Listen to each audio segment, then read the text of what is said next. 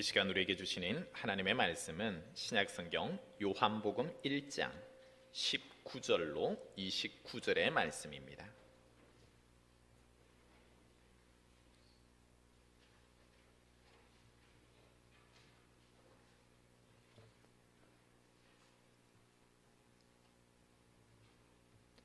말씀을 봉독해 올리겠습니다.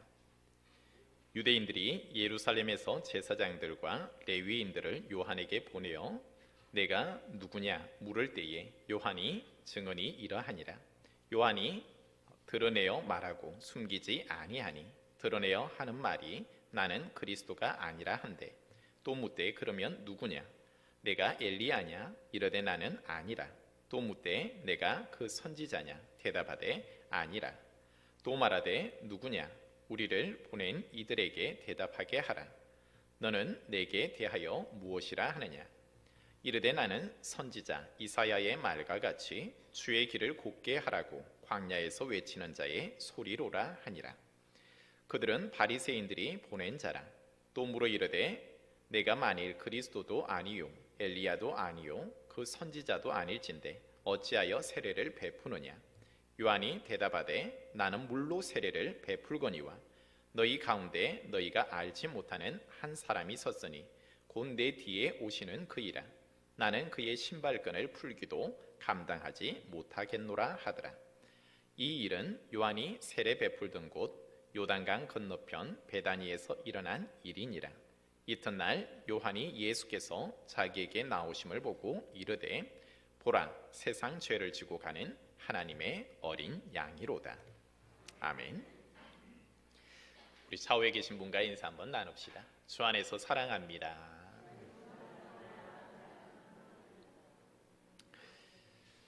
오늘은 본문 말씀을 중심으로 하나님의 사명자라는 제목으로 은혜를 나누고자 합니다. 하나님께서는 하나님의 경륜에 따라서 이 세상을 이끌어 가고 계시지요.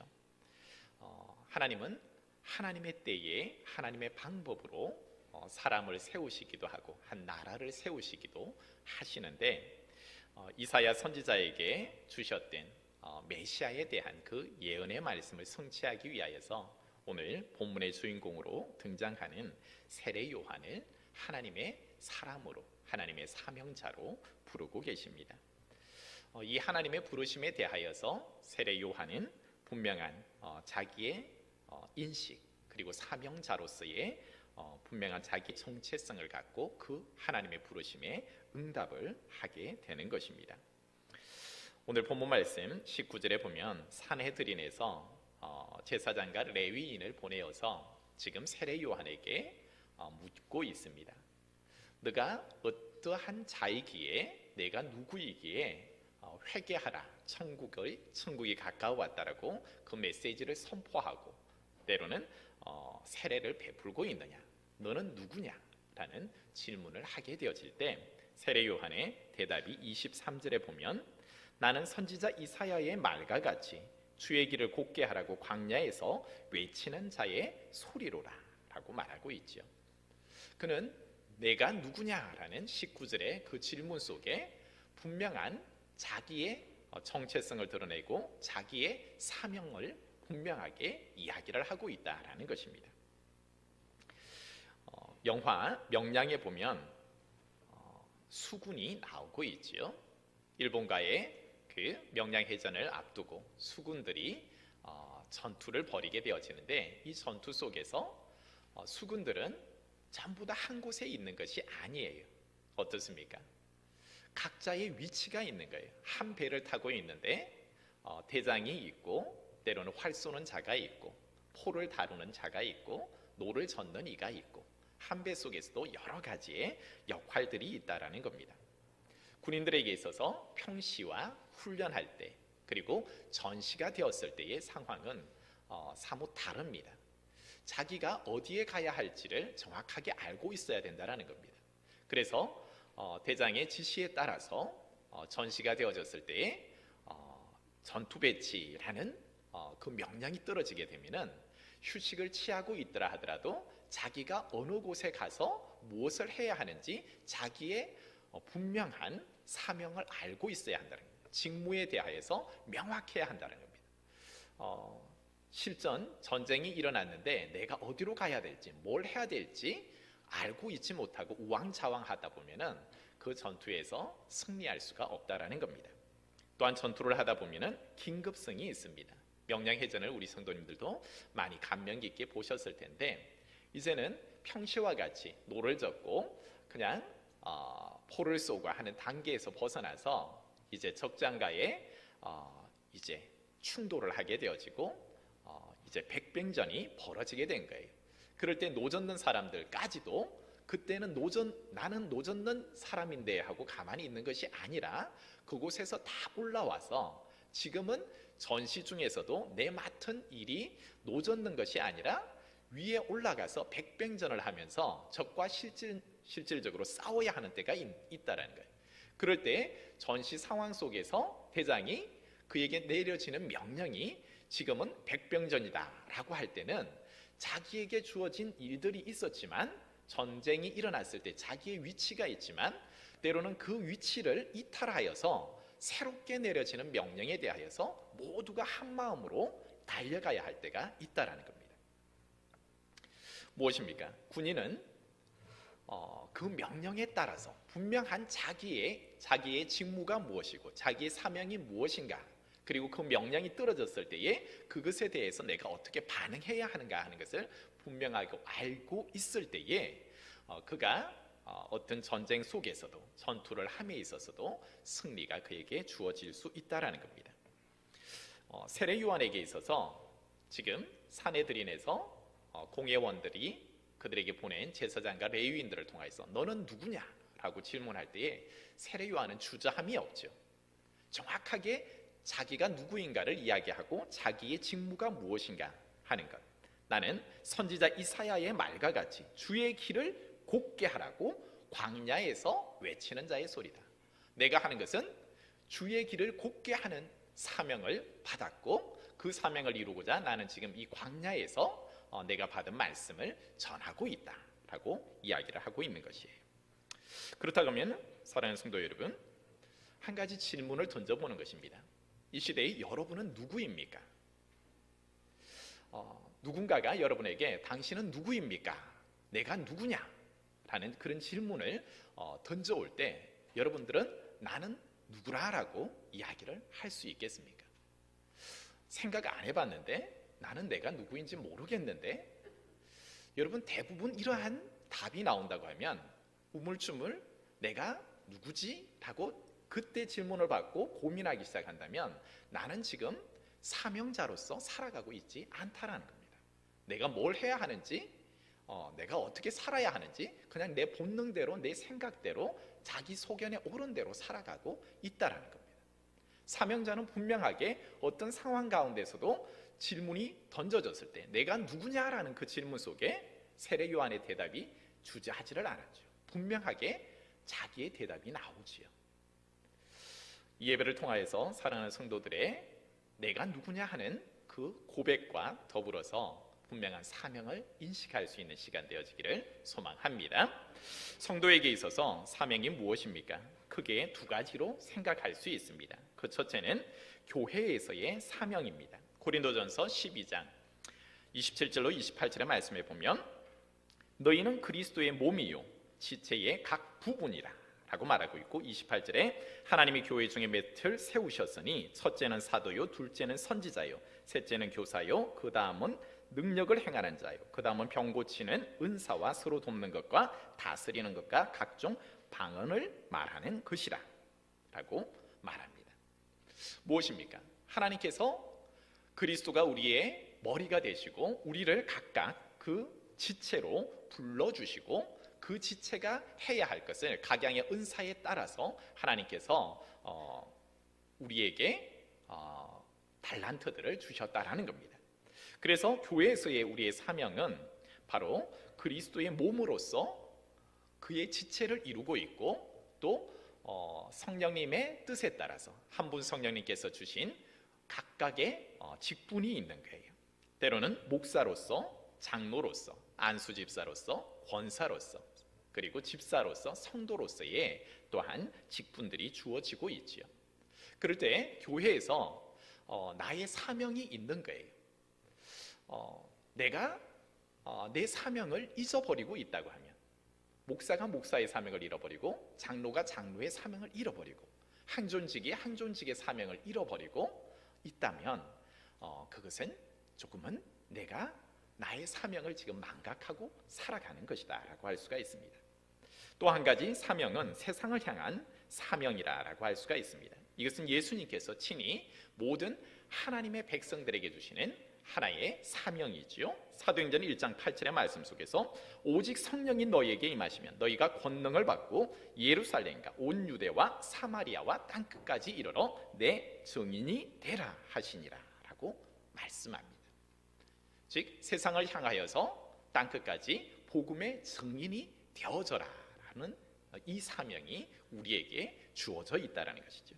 그래서 성도에게 있어서는 당신은 누구입니까? 그리고 당신의 사명은 무엇입니까? 라고 할 때 두 가지를 생각해야 합니다. 나에게 있어서 교회에서 주어진 사명, 그 직분들이 있죠. 하나님께서 나를 부르시고 나에게 준 직분에 대하여서 여러분들이 그 사명을 감당하는 자가 되어야 하고, 세상을 향한 나의 사명은 복음을 증거하는 것, 주님께서 내게 주신 그 사명을 내가 때를 얻든지 못 얻든지 나아가서 이 복음의 비밀을 맡은 자로서 예루살렘과 땅끝까지 이르러서 복음을 전하라 하신 그 사명자로서 우리는 세워져 있다라는 겁니다.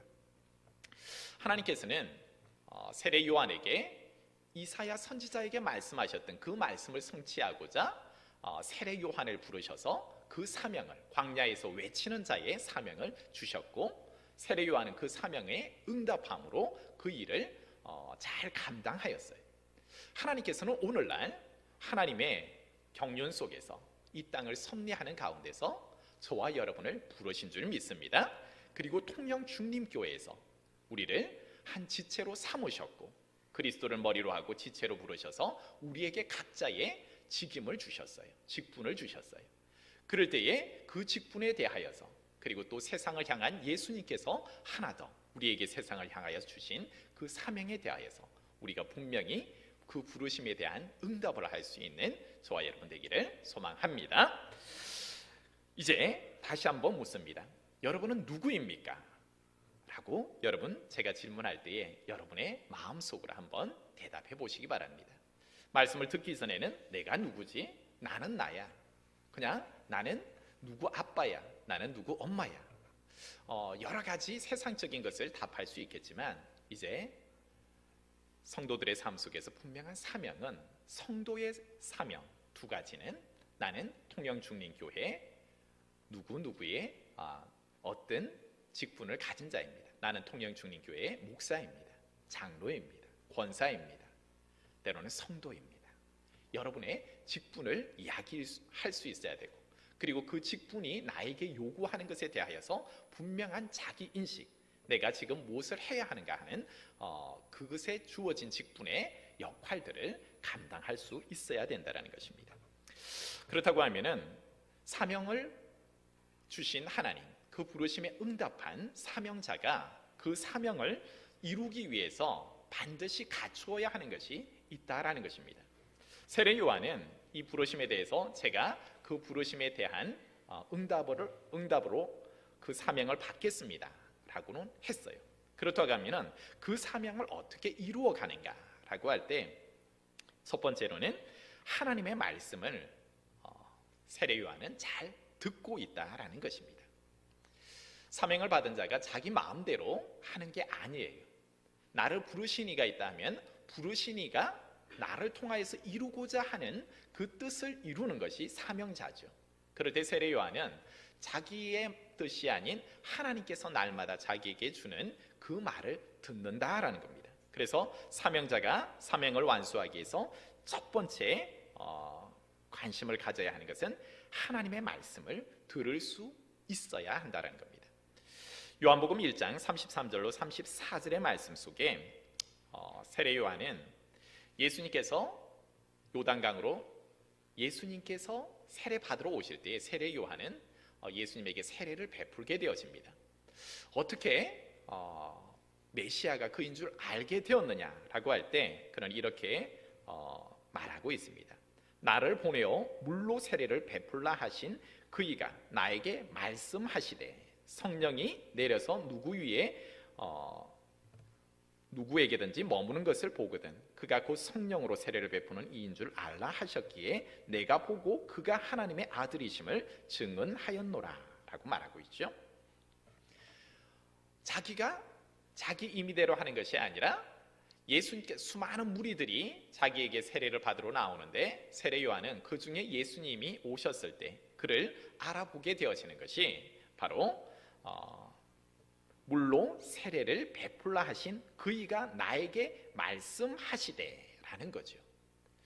성령께서 그에게 말씀하여 주시고 그리고 성령이 그에게 머무는 것을 보게 되어질 때에 너는 그에게 세례를 베풀라. 즉 자기 임의가 아닌 하나님이 하라 하시는 분명한 말씀을 듣고 그 말씀대로 행동하고 있다라는 겁니다. 그래서 사명자는 반드시 하나님의 말씀을 듣는 귀가 열려져 있어야 한다는 겁니다. 그래서 하루를 시작할 때에 제일 중요한 것이 있습니다. 그것은 바로 기도와 말씀으로 하루를 열어가셔야 한다는 겁니다. 이 시대에 우리를 하나님의 사명자로 교회에서의 사명과 세상을 향한 사명자로 우리를 불러주셨는데 나를 부르신 주인이신 하나님과 나의 삶과 사명과 전혀 상관없이 사는 것은 잘못된 삶이라 할 수 있지요. 그럴 때에 나를 부르시니까 나에게 날마다 주실 일들이 있고 날마다 해야 하는 사명들이 있습니다. 평시가 있고 전시가 있고 전시 중에서도 제가 명량해전에 그 비유를 들었지만 이제는 백병전을 해야 할 때가 있다는 겁니다. 그것은 우리가 알지 못하고 대장 대신 그분이 우리에게 명령하시는 그 명령을 듣고 우리는 그 들음에 대한 반응해야 하는 것이 바로 우리의 삶이라는 것이죠. 사무엘상 3장 9절의 말씀 속에 엘리 제사장은 사무엘에게 하나님께서 너를 부르실 때 그 부르심에 어떻게 응답해야 하는가 하는 것을 가르쳐 줍니다. 사무엘도 하나님이 부르시기는 부르시는데 내가 어떻게 응답해야 될지 이게 하나님의 말씀인지 엘리 제사장의 말인지 내가 헛것을 듣고 있는지 알지 못할 때가 있다라는 겁니다. 그럴 때 엘리 제사장은 이렇게 그에게 이야기하랍니다. 여호와여 말씀하옵소서 종이 듣겠나이다. 엘리 제사장이 하나님의 부르심에 대하여서 가르쳐 준 것은 듣는 기도예요. 여호와여 말씀하옵소서 종이 듣겠습니다. 하나님은 부르시고 나는 그 부르심에 대하여서 하시는 말씀에 대해서 내가 듣겠습니다 라는 것입니다. 사무엘의 삶 속에서 이제는 항상 그가 나를 부르신 그 하나님 앞에 그 사명을 감당하기 위해서 이 기도의 폼을 가지고 가는 겁니다. 하나님 말씀하옵소서 종이 듣겠습니다. 그리고 사무엘은 그 들은 말씀대로 전한 말씀대로 또 삶을 살아가는 거예요. 그래서 사무엘상 3장 19절의 말씀 속에 여호와께서 그와 함께 계셔서 그의 말이 하나도 땅에 떨어지지 않게 하시니 라고 말합니다. 사무엘의 삶 속에서 하나님은 그에게 날마다 사명을 주시고 날마다 사무엘은 여호와여 말씀하옵소서 종이 듣겠습니다. 들은 말씀을 또한 세상을 향하여서 그렇게 전파하는 삶을 살게 되어지죠. 성도의 삶 속에서 하루를 시작할 때에 우리가 기도의 자리에 누구나 다 세워지게 될 것입니다. 때로는 가정에서 때로는 교회에 나와서 이렇게 기도하게 되실 터인데 여러분 우리의 기도의 습관을 폼을 조금은 바꾸어 보는 것이 필요합니다. 사명자의 기도는 무조건 하나님 이거 주십시오 저거 주십시오 하는 달라 하는 그런 기도가 아닙니다. 엘리 제사장이 사무엘에게 가르쳐 주었던 여호와여 말씀하옵소서 종이 듣겠나이다라는 기도입니다. 우리는 많은 성도님들은 나의 필요들을 구하기도 하고 뭔가 해결해 달라고 날마다 올려드리는 기도는 익숙한데 뭔가 내가 하나님의 말씀을 듣겠습니다. 내 주인의 말을 듣고 내가 그 사명을 감당하겠습니다 하는 데 있어서는 조금은 약한 것 같아요. 그래서 하나님의 말씀을 듣기보다 들으려고도 하지 않고 내가 내 기도 제목 다 올려드렸으니 이제 내 기도 다 했다 하고 가기에 바쁜 거예요. 그런데 사명자가 진정 그 사명을 감당하기 위해서 해야 하는 것은 여호와여 말씀하옵소서 종이 듣겠습니다 하고 하나님의 말씀, 주인의 말씀을 들을 수가 있어야 된다라는 기도입니다. 여러분이 말씀을 읽을 때도 마찬가지입니다. 내가 이러이러이러한 말씀들을 오늘 몇 장에서 몇 장까지 읽겠다 해서 그냥 쭉 하나님의 말씀을 읽으면서 끝나서는 안 됩니다. 내가 몇 장을 읽었다, 몇 독을 했다 해서 여러분이 만족해서는 안 된다라는 겁니다. 하나님의 말씀을 통해서 내가 그 말씀을 들을 수 있어야 된다는 겁니다. 성경 말씀도 하나님의 감동으로, 성령의 감동으로 쓰여진 책이기에 우리가 그 말씀을 듣고 깨닫고 알 수 있기 위해서는 성령의 조명하심, 인도하심이 절대적으로 필요합니다. 그래서 여러분이 성경을 내가 제일 처음 읽기 전에 성령 하나님을 의지해야 합니다. 성령님 말씀하여 주옵소서. 하나님의 말씀을 읽을 때 깨닫게 해 주옵시고, 살아계신 하나님의 그 말씀이 내 심령과 골수를 찌르게 하시고, 그 말씀에 제가 머무르게 하시고 그 말씀대로 순종하여 살게 해 주옵소서라고, 이것이 습관이 되셔야 합니다. 그냥 단순히 소설을 읽듯이 성경책을 읽어나가는 것이 아니라 사명자의 삶은 날마다 말씀 앞에 세워져도 이미 하나님이 우리에게 주신 특별 계시, 성경 말씀을 대할 때에 내가 그 말씀을 어떻게 대하느냐에 따라서 내 삶은 사명자의 삶을 굉장히 달라질 수밖에 없다라는 겁니다. 이제 말씀 드리는 것은, 사랑하는 성도 여러분, 하나님께서 이 시대에 우리를 사명자로 불러주셨을 때 우리에게 있어서는 다시 한번 하나님의 말씀을 들을 수 있어야 합니다. 마치 세례 요한이 그의 사명을 감당함에 있어서 철저하게 하나님의 말씀, 나에게 사명을 주신 자의 말씀을 듣고 그 말씀대로 살아갔던 것처럼 우리에게 있어서도 하나님의 말씀을 분명히 들어야 하고, 그 들은 말씀 깨닫게 하시고 감동케 하시는 그 말씀대로 살아가는 자가 바로 이 시대의 하나님의 사명자다라고 할 수 있는 것입니다. 또한 사명자가 그 사명을 완수하기 위해서 반드시 갖추어야 하는 것은 하나님의 말씀에 대하여서 순종하는 것입니다. 하나님께서 하나님의 말씀을 내가 들었다 하면 그 들은 말씀에 대하여서 내가 취사 선택을 하는 것이 아니라 그 사명을 반드시 이루기 위하여서 그 말씀에 순종하는 삶, 그 삶을 살아야 된다는 것이죠. 세례 요한의 삶을 한번 볼까요? 세례 요한은 요한복음 1장 26절에 보면은 광야에서 그가 행한 것이 무엇이었습니까? 광야에서 회개하라, 천국이 가까웠다, 회개의 세례를 이제 회개를 선포하고, 그리고 요단강에서 이제 회개의 세례를 베풀고 있죠. 그래서 나는 물로 세례를 베푼다라고 이야기를 합니다. 동일한 기사를 다루고 있는 마태복음 3장 1절로 2절의 말씀 속에서는 그때 세례 요한이 이르러 유대 광야에서 전파하여 말하되 회개하라, 천국이 가까워왔느니라 라고 이야기를 합니다. 이 회개의 메시지, 하나님께서 너는 광야에서 외치는 자가 되어라, 주의 길을 평탄하게 하기 위해서 내 뒤에 오실 메시아의 길을 너는 준비하기 위하여서 너가 해야 하는 것은 바로 광야에서 외치는 소리다. 너가 무엇을 외쳐야 합니까? 라고 할 때 너는 회개하라, 천국이 가까웠다 라고 외치고 그들에게 회개의 세례를 베풀라라는 것이 하나님께서 그에게 준 사명이었어요.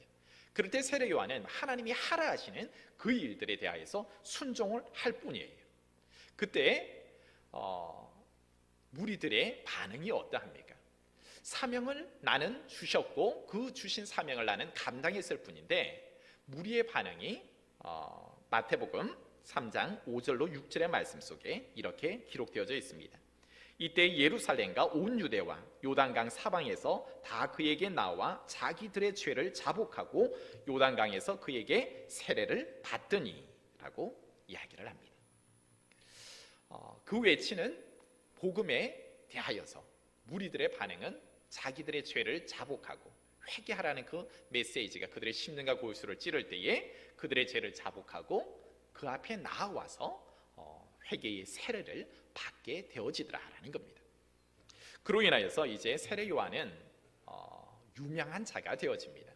많은 사람들이 그를 따르게 되어지고 그 앞에 나오게 되어지고, 그 요단강 베다니 지역뿐만 아니라 성경은 예루살렘에서부터 시작해서 온 유대와 사방에서 그에게로 나아왔다라는 겁니다. 그래서 오늘 본문 속에서 나왔듯이 예루살렘에 있는 그 사내들인의 공회원들이 지금 요단강 베다니에서 무슨 일이 일어나고 있느냐, 세례 요한 저가 누구이기에 수많은 무리들이 그에게 나아가고 있고 그들의 죄를 자복하고 있고 이 세례를 받게 되고 있느냐라는 것이에요.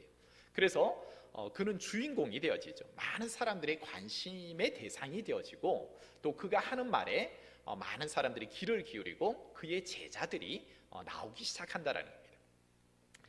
여러분, 우리가 사역을 하다 보면, 교회에서의 사명을 감당하다 보면 우리의 많은 사람들이 여러분을 존경하고 때로는 여러분을 따를 수도 있습니다. 세상을 향하여서 복음을 증거할 때 복음의 수많은 열매들이 세례 요한이 회개하라, 천국이 가까웠다라고 그 하나님의 주신 복음을 선포할 때에 수많은 무리들이 그 아름다운 열매들로 맺혀졌듯이 여러분이 세상을 향하여서 이 복음을 외쳤을 때 수많은 전도의 열매들이 맺힐 수 있습니다. 그때 많은 사람들은 그 사람을 주목하게 되어집니다. 야, 저 사람 믿음 좋네. 야, 저 사람 대단하네. 저 사람 교회에서도 일을 정말 열심히 하네. 그리고 그 사람이 뭔가 했다 하면 확실하게 뭔가를 하네. 그러면서 사람들이 주목이, 관심이 그 일을 하는 사람에게로 집중된다라는 것입니다.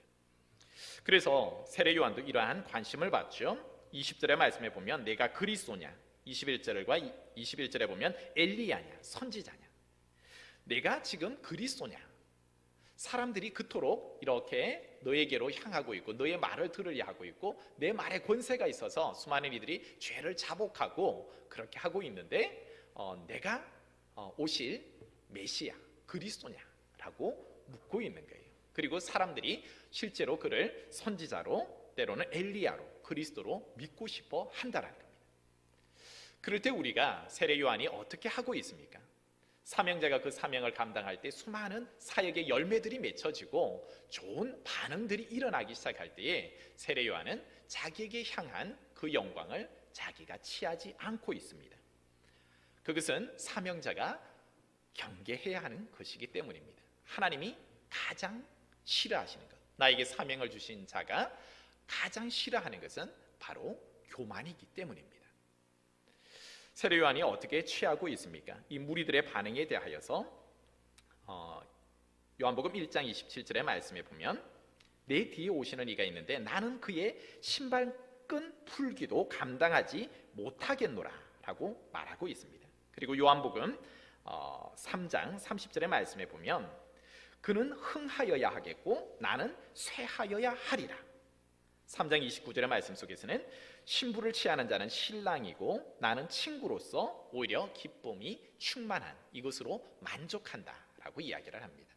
세례 요한이 무엇이냐면 나는 당신들이 기대하는 그리스도도 아니요, 엘리야도 아니요, 선지자도 아닙니다. 나는 오히려 내 뒤에 오시는 이 분명한 나의 사명이 있는데 나는 주의 길을 평탄하게 하는 것, 내 뒤에 오실 이의 그 사역을 위하여서 광야에서 외치는 자의 역할이고 나는 그가 아니요 그의 신의 끈을 풀기도 감당하지 못하는 자입니다. 나는 쇠하여져야 하고 내 뒤에 오실 그분은 흥하여져야 합니다. 나는 신랑이 아니라 신랑의 친구이고 신부를 취하여서 기쁨을 누려야 하는 것은 신랑이 그것을 취하여야 합니다. 즉 세상에 많은 하나님의 백성들의 주인은 신랑은 바로 예수님이다 라고 이야기를 하고 있는 것이지요.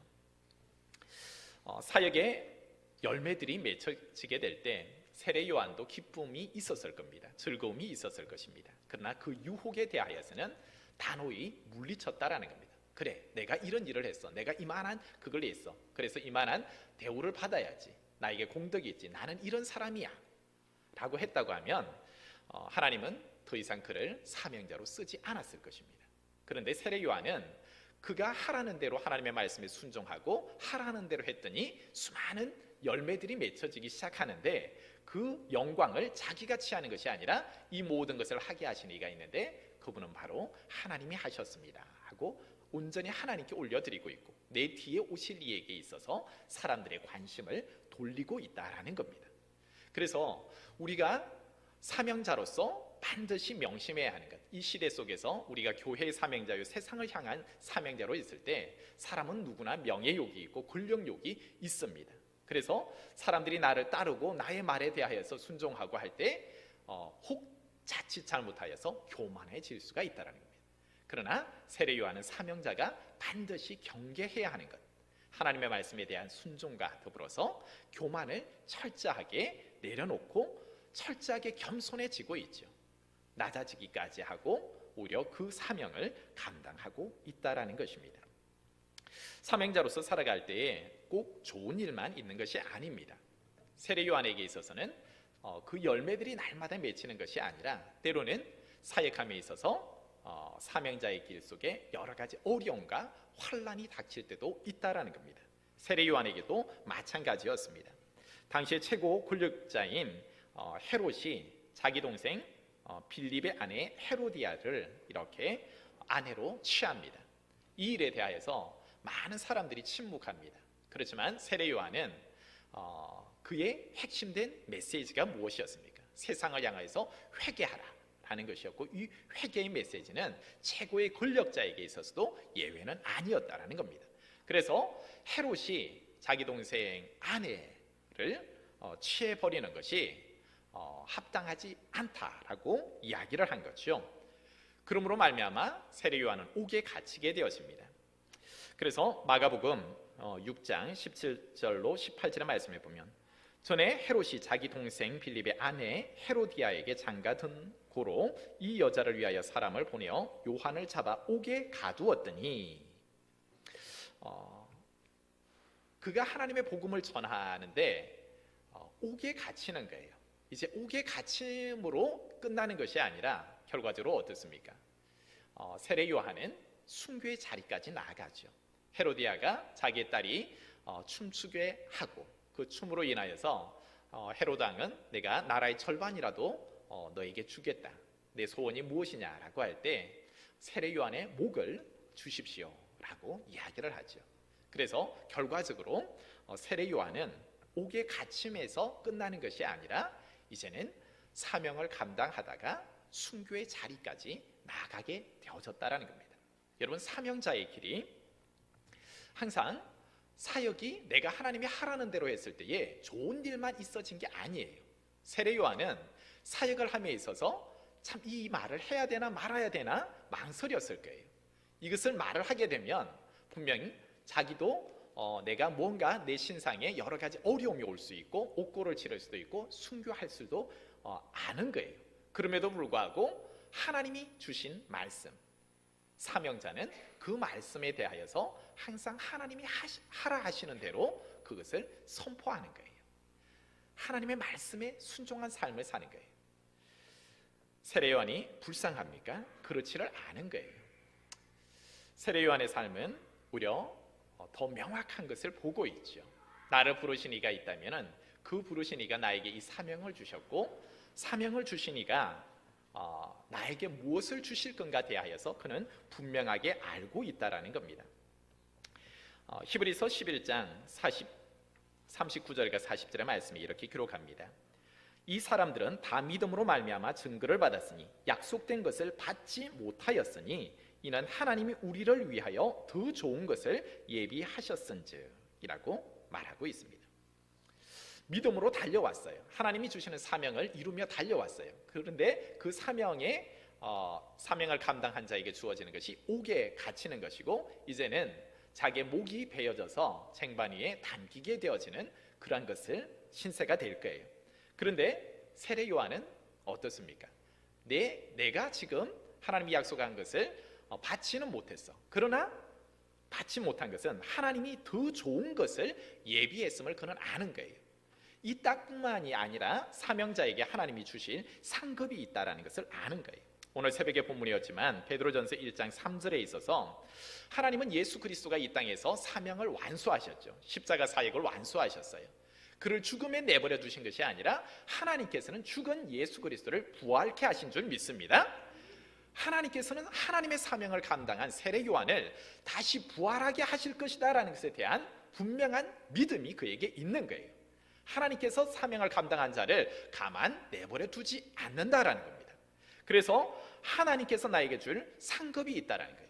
그래서 베드로전서 1장 5절의 말씀 속에서도 썩지 아니하고 더럽지도 아니하고 새하지도 아니하는 유업이 있다라는 겁니다. 하나님 나라가 있다라는 겁니다. 세례 요한이 선포한 메시지의 두 가지의 핵심 내용이 무엇이었습니까? 회개하라. 이 땅에 있어서는 회개할 것밖에 없어요. 이 땅에 있어서 선한 것이 무엇이 있겠습니까? 하나님께서 왜 그의 입술에 회개하라를 담아주었겠습니까? 이 땅에 선한 것이 없고 모든 것이 죄 가운데 있기 때문이죠. 그러나 회개하라에서 멈춘 것이 아니라 그의 메시지의 사명의 두 번째는 무엇이었습니까? 천국이 가까웠다. 여러분, 천국이 있는 줄 믿습니다. 그는 천국에 대해서 말로만 하는 것이 아니라 천국을 하나님께서 이 죄인들을 위하여서 천국을 예비해 놓으셨구나. 썩지도 아니하고 새하지도 아니하는 영원한 하나님 나라가 있구나라는 것을 알게 되어졌고, 그 나라는 이 사명을 감당하는 자에게 하나님께서 유업으로 주신다는 것에 대한 분명한 확신이 있는 거예요. 그럴 때 그는 기꺼이 열매가 맺혔다 해서 내가 더 신이 나서 그 사역을 하고 어려움이 닥쳤다면 나의 사명을 내팽겨치고 안 하는 것이 아니에요. 오히려 그는 사역의 열매가 많이 맺히면 더욱더 겸손해졌고, 정말 내가 죽을 줄 알지만 내 목숨이 정말 내 목숨까지 내어놓아야 하지만 그때도 그 사명을 포기하지 아니하고 하나님이 주시는 사명의 길을 간 자가 세례 요한인 줄 믿습니다. 사랑하는 성도 여러분, 우리는 간혹 사명을 감당하다가 내가 일하니까 열매들이 나타날 때는 내가 그 사명을 감당할 때는 많아요. 그런데 내가 사명을 감당하는데 열매가 없어요. 오히려 내가 죽게 되었어요. 옥에 갇히고 이제는 조금 있으면 나를 죽인다라는 거예요. 그럴 때에 여러분, 너무 쉽게 그 사명 내려놓아서는 안 됩니다. 성경에 보면 많은 믿음의 사람들이 그 사명을 내려놓음으로써 많은 어려움을 당한 경우가 있습니다. 다윗이 그랬습니다.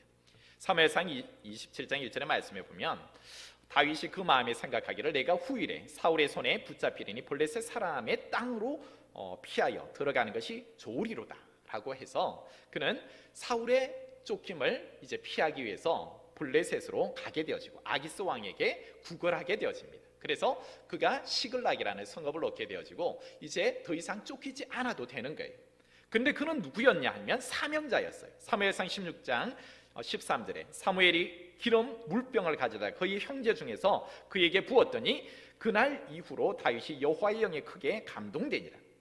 하나님께서 이스라엘 왕으로 기름 부은 자가 누구냐면은 그에게 사명을 준 자가 누구냐면 하나님이 다윗에게 사명을 주었어요.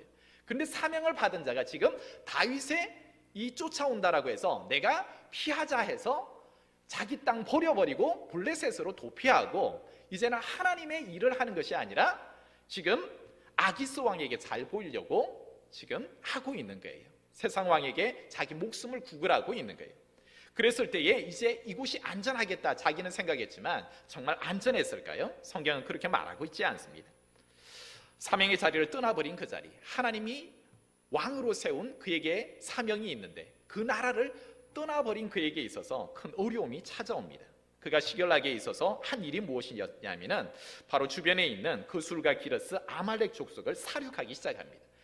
곡식을 식량을 이제는 식량 문제를 해결하기 위해서 많은 이들을 멸절시켜버리되 남녀 막론하고 다 죽여버립니다. 그리고 아기스 왕에게 잘 보이고자 거짓말을 하게 되어지죠. 내가 친 것은 이 민족을 친 것이 아니라 유대 민족을 쳤습니다 하면서 환심을 사게 되어지는 거예요. 그리고 동족 산잔의 비극이 이제 일어날 수밖에 없는 거예요. 이스라엘과 블레셋의 전투가 이제 일어나게 될 것인데 그때 아기스 왕이 다윗에게 너가 이 일을 감당해라. 이제 앞장서서 이스라엘을 쳐라 라는 거예요. 여러분, 하나님은 다윗에게 이스라엘의 왕이 되라 했는데 지금 사명을 잃어버리고 자기 육신의 평안함을 쫓아 간 다윗이 지금 해야 하는 일은 블레셋 왕에게 있어서 너는 지금 이스라엘을 치는 자가 되어라 라는 거예요. 그리고 꼼짝없이 그 말에 순종해야 되는 다윗의 위기에 빠져버리는 어리석은 사명을 잃어버린 자의 모습을 보게 되는 것입니다. 여러분, 우리의 모습 속에서 내가 교회의 사명, 세상을 향한 사명을 잃어버릴 때 여러분, 내 육신적으로 편안하다, 아무 생각 안 해도 되고 아무 일 안 해도 되고 편안하다. 다윗에게 정말 그 평안하고 할 때가 좋았느냐? 육은 살 줄 몰라요. 그렇지만 죽어가는 것이 있죠. 하나님이 그 준 사명을 잃어버리고 그 영은 죽는 거예요. 하나님 생각할 겨를도 없는 거예요. 그가 사명자로서 살아가는 것이 아니라 오히려 세상의 비굴한 자로, 비천한 자로 살아갈 수밖에 없다는 겁니다. 여러분, 다시 한번 우리의 사명을 이 말씀을 통하여서 회복할 수 있기를 바랍니다. 사명을 잃어버린 자에게 하나님은 은혜를 베푸십니다. 어떻게 은혜를 베푸시느냐 하면은 그 사명을 잃어버린 자에게 하나님은 찾아오시는 거예요. 섭리하시는 거예요. 다윗에게 다시 한번 하나님은 은혜를 베풀어 주십니다. 사명을 잃어버리고 그곳에서 여기가 조사오니 하고 있는 그에게 이제는 이스라엘을 쳐야 하는 그러한 위기 속에 있는 다윗에게 하나님께서는 블레셋 방백들의 마음을 움직여서 그가 우리와 함께 이스라엘을 치는데 가지 못할 겁니다. 그를 돌려보내세요 라고 해서 결과적으로는 이스라엘과 블레셋의 전투에서 다윗은 자기 민족을 이렇게 죽이는 것에 오히려 나아가지 않아도 되는 은혜를 입습니다. 여러분, 사명을 잃어버린 자는 예수님의 제자들도 마찬가지였죠. 예수님의 12제자가 그 사명을 잃어버리고 이제 고기 잡으러 가자라고 해서 실패자로서 살고 있을 때 예수님께서 그들을 찾아와 주셨고 다시 그들에게 사명을 주셨지 않습니까? 여러분, 오늘날 하나님께서는 우리에게 말씀을 통하여서 다시 한번 찾아오시고 우리의 잃어버린 사명을 일깨우고 있는 줄 믿습니다. 예수님께서 내 양을 먹이라 라고 베드로에게 말하고 있죠. 내 양을 치라. 오히려 주님께서 이 예배를 통하여서 다시 한번 너는 나의 사랑하는 자이고 그리고 이 시대를 향하여서 주님의 몸된 교회를 위하여서 해야 할 사명이 있다. 너는 사명자다라는 것입니다. 이제 말씀을 마무리합니다. 하나님께서는 이 시대에 우리를 사명자로 불러주셨는데 그 부름에 대하여서 우리는 반드시 응답을 해야 하고 응답하는 자로서는 반드시 세례 요한이 했던 것처럼 하나님의 말씀을 들을 수 있어야 합니다. 우리의 신앙의 폼이 조금은 바뀌어야 합니다. 여호와여 말씀하옵소서, 종이 듣겠습니다. 그리고 이제는 그 들은 말씀을 가지고 하나님의 그 사명의 길을 걸어가야 한다는 겁니다. 순종하며 나아가야 한다는 겁니다. 때로는 사역의 열매들이 맺힐 때 항상 우리는 더욱더 겸손해져야 할 것이고 또 내가 그 말씀에 순종하여 살아갈 때 내 목숨을 내어놓으라 라고 할 때 내 목숨 내어놓기 아까워서 거기서 도피하는 삶을 살아서는 안 된다라는 겁니다. 세례 요한은 내 목숨을 내어놓으라 할 때 오히려 거룩한 산 제물로서 자기가 드려짐을 오히려 기뻐하는 거예요. 하늘에 대한 소망을 갖고 상주심을 바라면서 기꺼이 자기 자신을 산 제물로 드리고 있고 산 제사로 올려드리고 있지 않습니까? 바라기는 사랑하는 우리 성도들의 삶 가운데서 이 시대에 나를 불러주신 그 하나님 앞에 사명을 감당하고 또한 사명자로서 모든 영광 하나님께 그리고 나를 하나님의 거룩한 산 제사로 부른다 할지라도 주여 내가 그 드림이 기쁨으로 알겠습니다 하고 하나님께 3번 제물로 저와 여러분을 드리는 거룩한 성도의 삶 되기를 주의 이름으로 축복합니다.